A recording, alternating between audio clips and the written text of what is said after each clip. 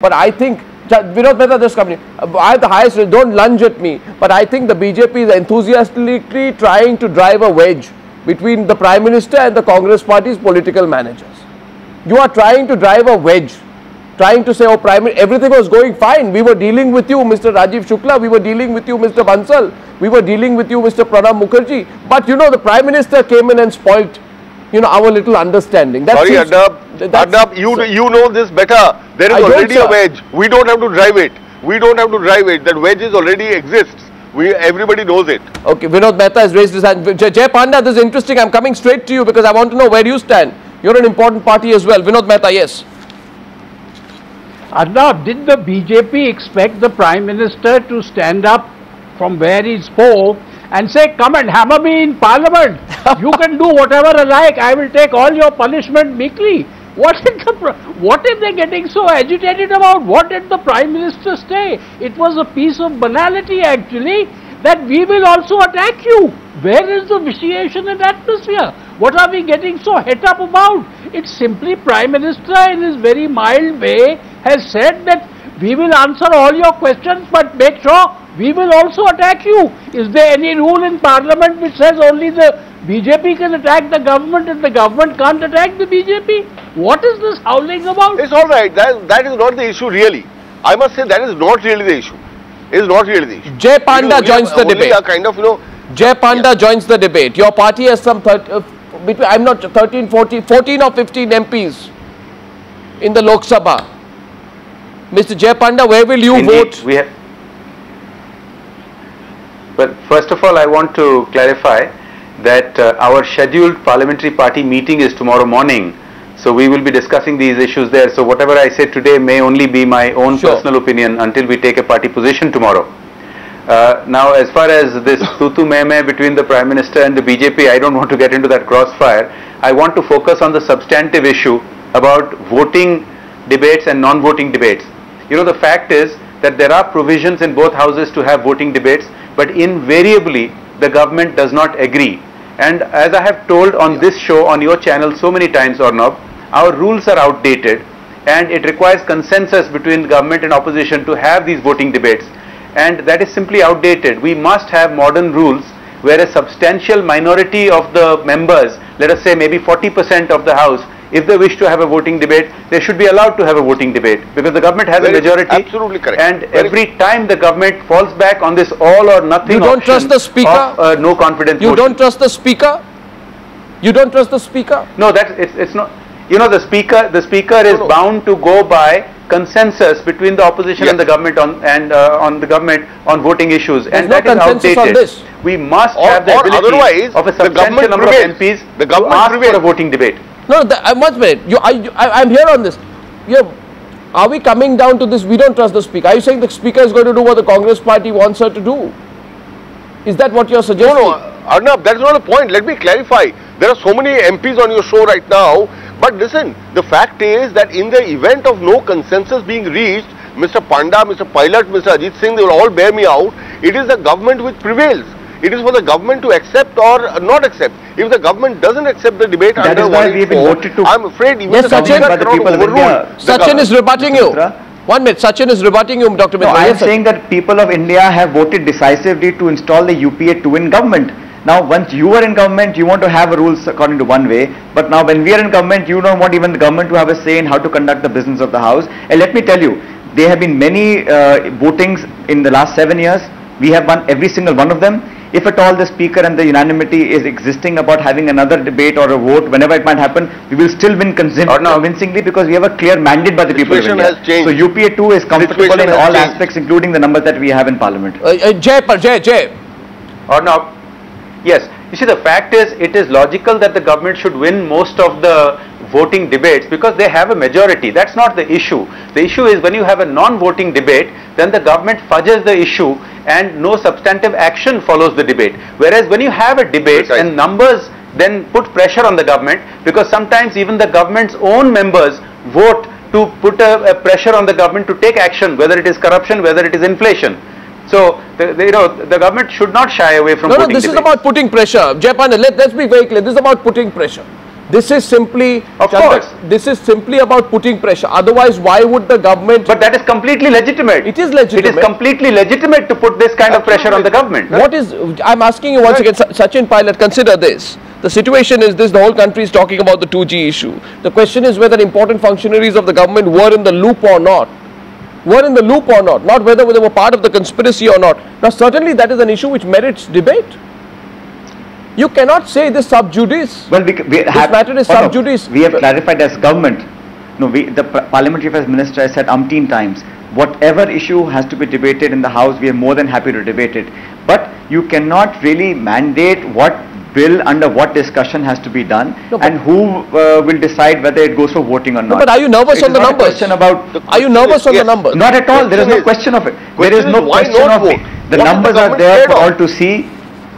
No, but these numbers are these numbers. Then what are you scared of? Have the debate under 184. If the numbers there is nothing to be scared of, Mr. Mitra. We want to. Can you give me an assurance tomorrow that you will let the House run smoothly in Lok Sabha and Rajya Sabha? You will not stall the House. You will not shout it down. You allowed nothing to happen in the budget session. BJP was not party to any disruption reactions we are seeing. No, let Sachin complete. Yes, sir. Today the House got adjourned because of the condolences that we had to pass. BJP was not party to any disruption today. No disruption happened because of us. No, I'm saying in the Lok Sabha, we saw what happened in the previous session. So I implore, it's important for people to understand that no matter which party we belong to, the people of India want the parliament to function. We waste a lot of money when the House is disrupted for frivolous issues. People run into the well of the House, and just by sheer brute strength, you want to stall the proceedings. I think that's inappropriate. You have enough numbers on your side. Here's a very political question. Here's a political question. Is the UPA sure that in a motion on price rise, as the Samajwadi Party's 22 MPs will vote with it, Mayawati's 21 MPs will vote with it, that the DMK will not say, oh my God, you've been extremely standoffish with us now, if you want our 18 MPs, then you need to step forward a bit. Yes, Vinod Mehta. Arnab, there is no question in my mind and any sensible person's mind that the government doesn't want to get into a numbers game. But the BJP must try to get the government into a numbers game. That's a different issue. When the BJP was in power, they would also get into the numbers game. So let's not kid ourselves. The government doesn't want a situation where it is counting this and counting that. My point is, BJP has got some very good ammunition against the Prime Minister and the government on the 2G scam.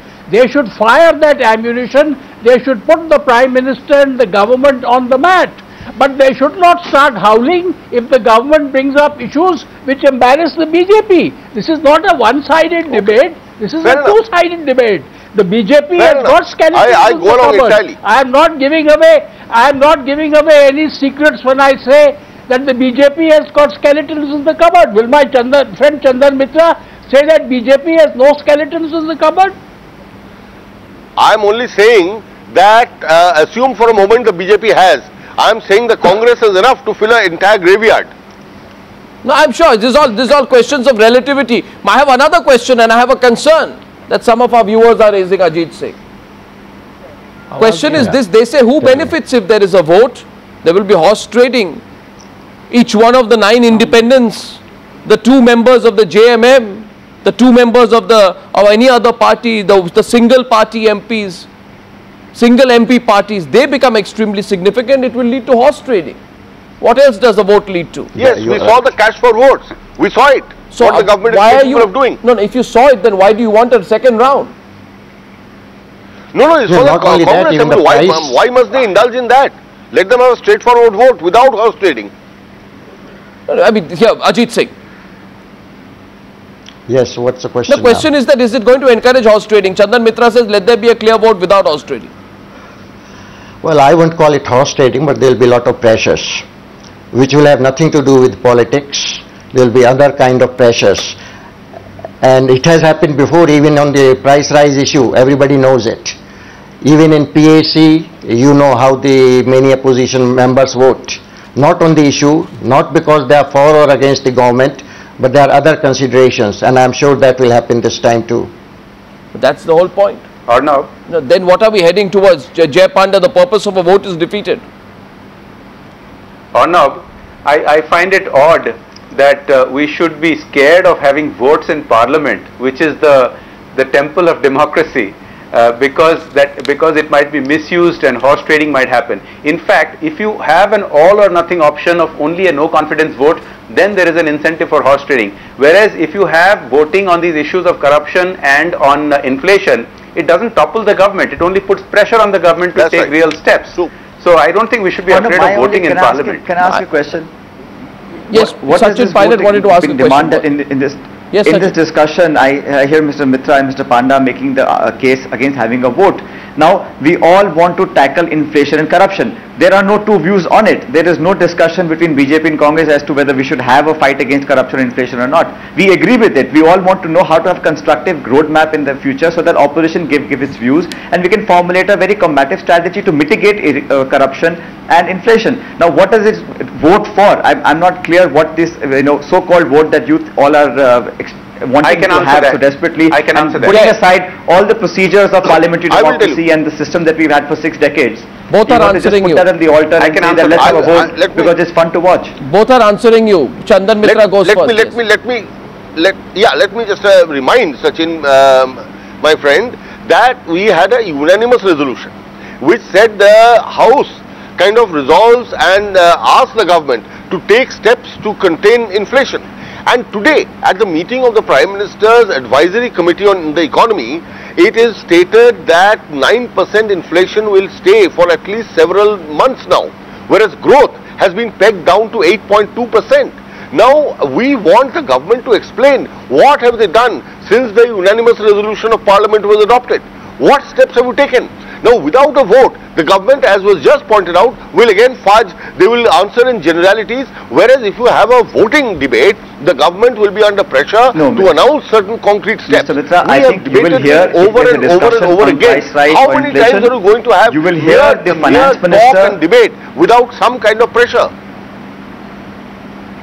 No, I'm saying whenever the debate takes place, I am in no position to govern whether it should be under 184 or 193 or voting or no voting. That is the wisdom of the House and the Speaker to take that call. All I'm suggesting to you is that when the Finance Minister of this country gets up to answer in Parliament and is being responsible to the House of the People, he does it with all the authority at his command and he does it with all the seriousness that he can put to the table.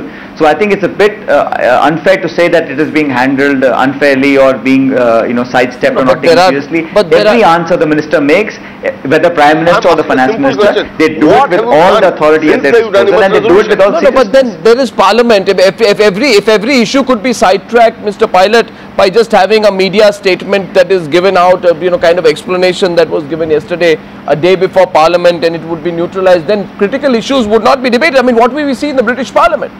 We had strong accusations against their Prime Minister, and head on there was a debate about is whether we are having the debate or not. So we've seen the whole budget session being washed away, and I hope that the monsoon session is a productive and a fruitful session. For that to happen, you need to have discussion. Mr. Panda wanted to make a quick point to you, Mr. Panda. Yeah, Mr. Panda has raised a valid point. Why Parliament? If you are voting in Parliament, where will you have voting? No, Mr. Panda's point is why not? Why not? Arnab, yes. Arnab, my point is very simple. The fact is we have had debates on inflation in the past and precious little has come of it because if Parliament becomes only a talking shop, obviously it does not act as a legitimate pressure on the government which it is supposed to do. Whereas if you do have a vote, remember these votes are not a no confidence vote, they will not unseat the government, but they will put pressure on the government. And Sachin is right, he is not in a position to indicate whether there will be a sense of the House to have a voting motion or not, which is why I have been telling on your show, on your channel many times that we need to change the rules.